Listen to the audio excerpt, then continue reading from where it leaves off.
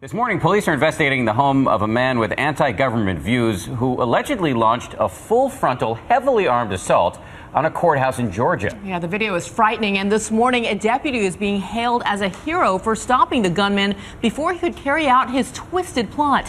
ABC's Steve Osunsami has the latest.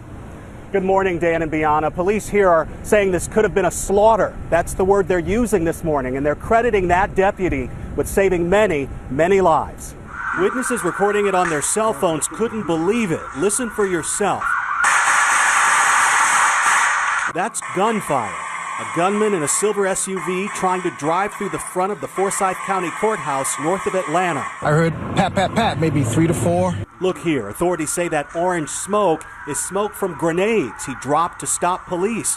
They say the gunman was Dennis Marks, a self-described sovereign citizen who hated the government and was due in court Friday to answer drug and weapons charges.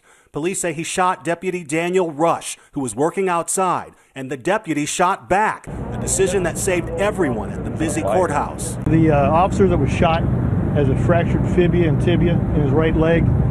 Good deputy, saved several lives. Police say Marks was carrying an assault rifle, tear gas, pepper spray, 2 handguns, a bomb, and flex ties that he planned to use to restrain people. They later found 4 explosive devices at his home. A whole team of deputies at the courthouse rushed to the scene of the shooting and opened fire. Marks was killed in the gunfight. They shot the windows out of the car, and then the guy fell out on the ground. Marks's hearing was over an arrest for alleged marijuana possession with intention to distribute.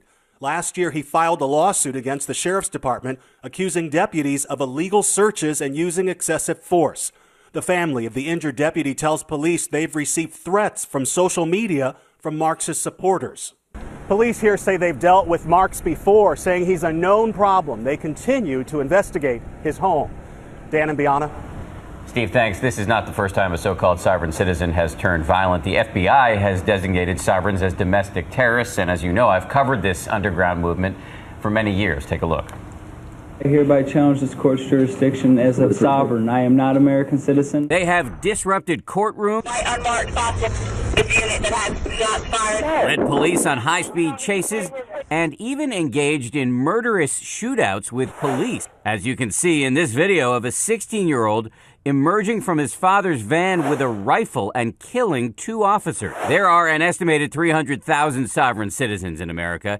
It's a decentralized, leaderless movement loosely built around an ideology, often spread on the internet, which argues that people who declare themselves sovereign don't have to follow the laws the rest of us do. So many sovereigns believe they don't have to get driver's licenses, pay taxes, or honor their debts. Neighbors outraged to find out. Sovereigns have even attempted to take possession of foreclosed homes, as this 23-year-old rapper did in a Tony neighborhood of Boca Raton, Florida. That young man was linked to this figure, James McBride, the founder of a mysterious group called Divine Province. He gives classes around the country and claims that his power derives from this seal, which was a gift from former Pope Benedict. Are you saying that you have some sort of papal authority here in North America? In the globe. In the globe? Correct. So you have primary control of the earth? Correct. That seems like a lot of power. I understand. It is. And a lot of responsibility. Interesting conversation there. We should say that most sovereigns, including that man, James McBride, vocally disavow violence, but sometimes, when their beliefs repeatedly, over and over, clash with the government, some of these people can lash out, as we've just seen in that courthouse attack down in Georgia. And it's frightening to think that things could have been even worse than that courthouse Much attack worse. were not for that police officer. Absolutely. They're calling a hero this morning. Fascinating.